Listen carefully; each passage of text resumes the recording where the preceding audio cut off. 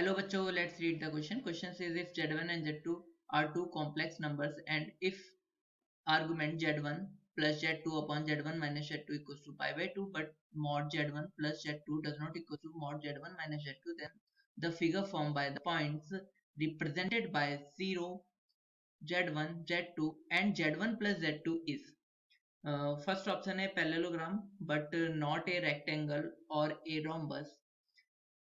Second option है a rectangle but not a square, third option है a rhombus but not a square and fourth option है a square. इस question को करने के लिए हम इस क्वेश्चन का की कॉन्सेप्ट समझते हैं। तो की कॉन्सेप्ट है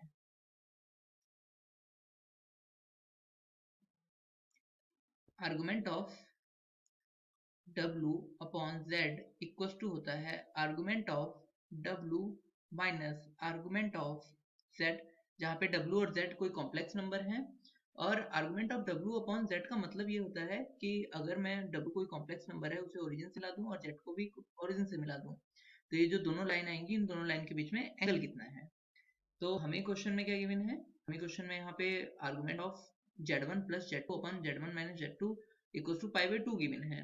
तो और यहाँ पर गिवन है कि Z1 प्लस Z2 मॉड में does not equal to mod Z1 minus Z2 है।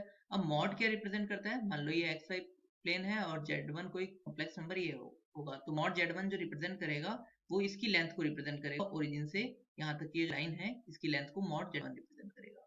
मतलब अगर ये O है और ये पॉइंट A है तो ये OA जो इक्वल होगा वो मॉड Z1 के इक्वल होगा, जहाँ पे Z1 क्या है कॉम्प्लेक्स नंबर है। और एक पॉइंट और समझ लेते हैं कि अगर कोई पैरेललोग्राम है और उसके डायगोनल्स इंटरसेक्ट कर रहे हैं और डायगोनल परपेंडिकुलर हैं देन क्या होता है, तो वो जो पैरेललोग्राम होता है वो रोम्बस होता है। और मैं लिख देता हूँ इफ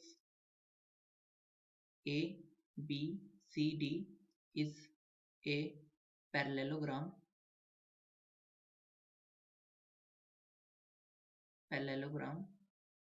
एंड डायगोनल क्या होगा A C is perpendicular B D D B, तो ये इंप्लाइज करता है कि ए बी सी डी क्या है, एक रोम्बस है।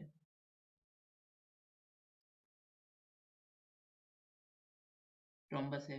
अगर साइडों के बीच में जो एंगल है वो 90 डिग्री होता है तो रोम्बस क्या होता है, स्क्वायर हो जाता है। नाउ हम इस क्वेश्चन को करते हैं। हमें क्वेश्चन में क्या गिवन है, हमें इस क्वेश्चन को करने के लिए हम इसको जो Z1 Z2 हम इसको वेक्टर के फॉर्म में सॉल्व कर लेते हैं। तो हमें बताना ये है कि 0 Z1 Z2 और Z1 प्लस Z2 जो फिगर बनाएंगे वो कौन सा क्या होगा उस फिगर के बारे में बताना है। तो इसको हम इसके लिए, तो मान लो हमारा जो 0 है वो ये है और जो Z1 है वो हमारा ये है पॉइंट और Z2 जो है वो कुछ हम थोड़ा सा तिरछा करके बनाते हैं, वो ये है Z2, तो कुछ ये है। ठीक, अब हमसे क्या कह रहा है Z1 प्लस Z2, तो Z1 प्लस Z2 कहाँ होगा, हमें दो वेक्टर के एडिशन का पैरेललोग्राम लॉ पता है कि हम कुछ इसके पैरेलल लाइन खींचते हैं OZ2 के, तो यहाँ पे एक पैरेलल लाइन इसे पैरेललोग्राम बना लेते हैं और ये पैरेललोग्राम बनाया तो ये वाली जो डायगोनल होगा ये रिप्रेजेंट करेगा Z1 प्लस Z2 को, तो ये होगा Z1 प्लस Z2। ठीक है, मतलब इस ये पॉइंट जो होगा इसका वर्टेक्स रिप्रेजेंट करेगा Z1 प्लस Z2 को। नाउ अब हमें और क्या गिवन है, हमें गिवन है कि यहाँ पर argument of Z1 plus Z2 upon Z1 minus Z2 equals to pi by 2। तो यहाँ से हम यहाँ पे Z1 माइनस Z2 को कैलकुलेट करते हैं तो Z1 माइनस, इसमें लिख सकते हैं minus of Z2, Z1 plus minus of Z2। और माइनस ऑफ Z2 का मतलब क्या होता है, Z2 का जो भी है Z2 का सेम उसके अपोजिट डायरेक्शन में, माइनस का मतलब यही होता है। तो वेक्टर में जस्ट डायरेक्शन चेंज हो जाता है माइनस में, तो हमने इसे अपोजिट डायरेक्शन में कर लिया तो ये क्या हो गया माइनस ऑफ Z2। और इन दोनों का आप सेम एडिशन क्या हो जाएगा, वो क्या हो जाएगा, वो कुछ यहाँ पर आएगा ये, तो ये सेम पैरेललोग्राम लॉ की तरह, तो ये हो जाएगा हमारा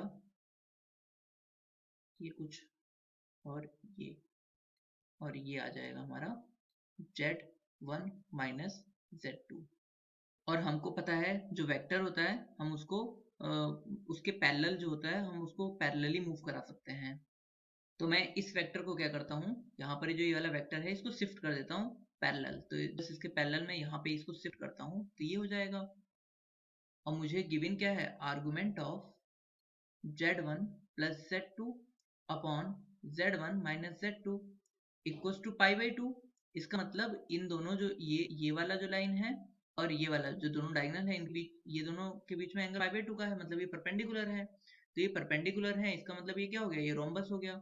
बट हमें क्या गिवन है, हमें एक इन्फॉर्मेशन और गिवन है कि जो दोनों डायगोनल है वो आपस में इक्वल नहीं है, क्योंकि z1 प्लस z2 का mod and z1 plus z2 का mod does not equal to z1 minus z2 का मॉड। इसका मतलब ये हो गया कि डायगोनल की जो लेंथ है वो इक्वल नहीं है, तो इसका मतलब ये स्क्वायर नहीं है, क्योंकि अगर डायगोनल इक्वल होते हैं तो स्क्वायर हो जाता है रोम्बस। तो सो ये इम्प्लाइज क्या है, जो फिगर है वो क्या है, एक रोम्बस है, रोम्बस है but not a square, square नहीं है, एक रोम्बस है।